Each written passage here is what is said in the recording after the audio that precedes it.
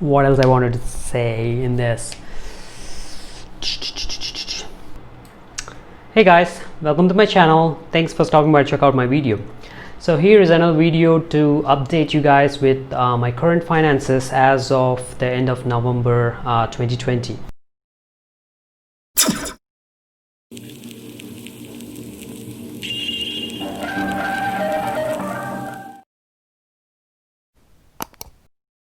So I'm supposed to post this video earlier, but since my parents were visiting for the last 10 days, I couldn't make this video until now. Also in this video I wanted to share with you guys my experience in filing my first ever income tax returns here in India.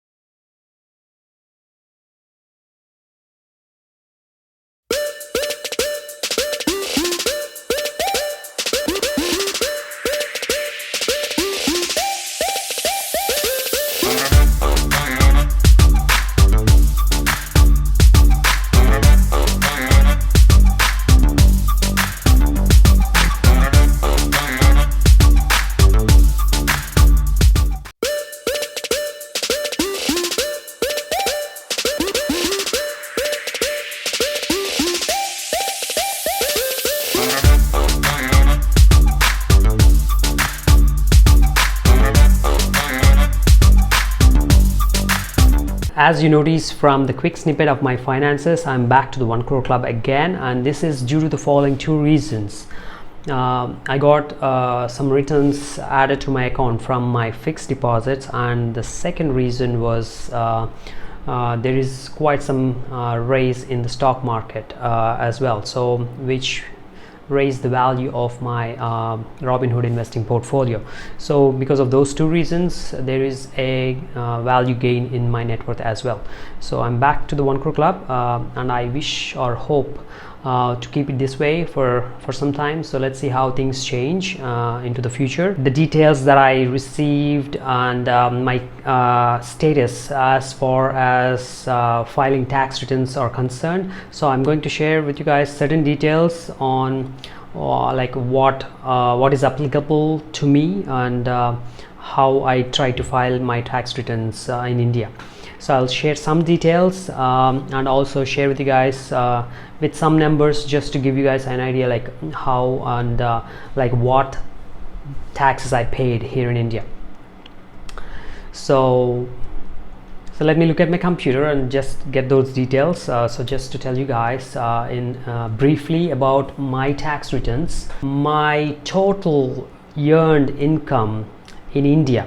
So I'm stressing on the income in India itself, not any income earned in US. So and I have not reported that money when filing my tax returns, and I'll tell you why in a bit. So my total earned income for the financial year 2019-2020 is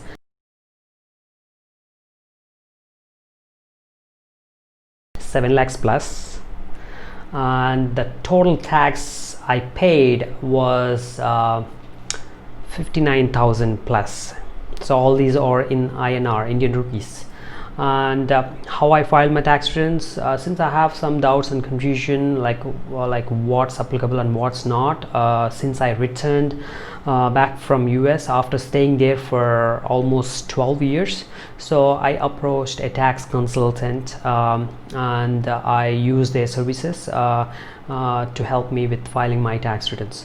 So the total fee that I paid for the tax consultant is 5,000 rupees. Like I mentioned earlier, I didn't have to report any income in the United States just yet, because I'll be considered as RNOR. As RNOR, what I mean by that is resident but not ordinarily resident.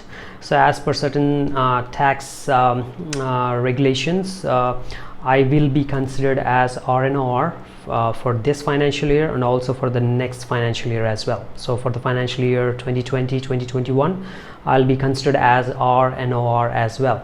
So I will not have to report any income outside of India. So that's where I could save some tax as well. I mean, like I said, as per the details that I gathered and the research that I made, and like I said, I also approached a tax consultant in this regard. So for this year and for the next financial year, I will be considered as RNR, so I don't have to report any income earned outside of India.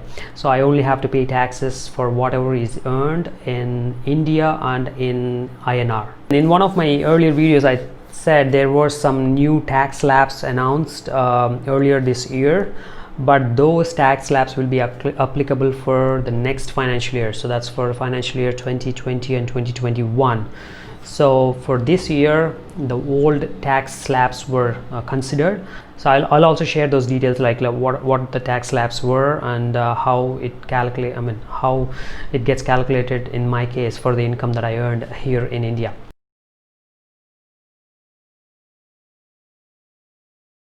Typical deadline to file tax returns was in July 2020.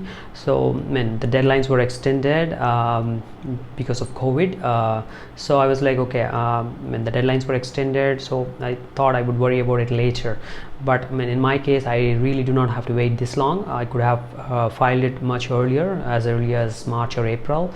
And while filing my tax return this year, I got to know that if I happen to pay advance tax, I could save some more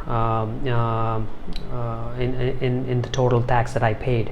So because now that I paid in November, or maybe from my understanding, if I paid my taxes after March, there is a portion that that will be added to your total outstanding tax to be paid as interest that gets accumulated on your tax that you are supposed to pay. I think that's something like that, I happen to know, because in the total tax that I paid, like 59,000 plus, there is roughly about 4,000 rupees that came in as interest. So that's something additional that I had to pay just because I paid after March.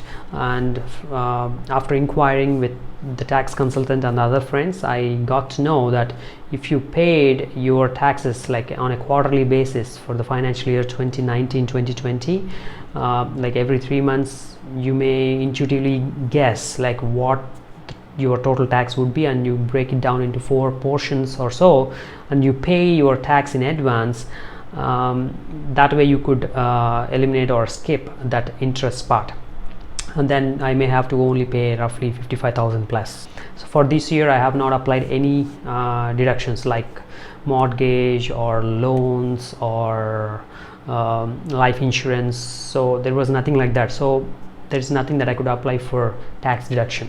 So in the future years, I may have some of those, or I could simply use the new tax slabs or new taxation option, which could significantly lower my outstanding tax.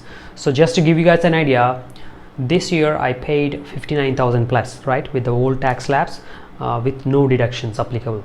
And if I consider the same income for the next year and with the new tax slabs, I may be possibly paying 35,000 to 40,000 in tax, even with no deductions. So I think in the new tax slabs you cannot use any deductions. That's the idea of the new tax slabs. So just to make it quick and easy for the individuals to pay their to file their tax returns, you don't show any deductions in the new in that new option.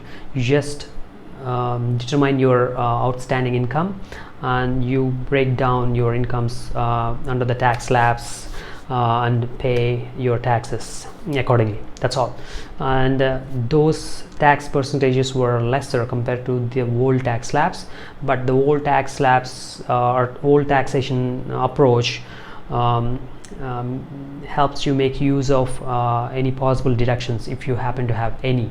If you don't have any, you could just simply use the new taxation option and lower your outstanding tax that you are supposed to pay. Alright guys, thanks for watching my video, and hit that subscribe button if you haven't subscribed to my channel yet, and I'll see you guys in my next video. Thank you, bye bye, take care, best wishes.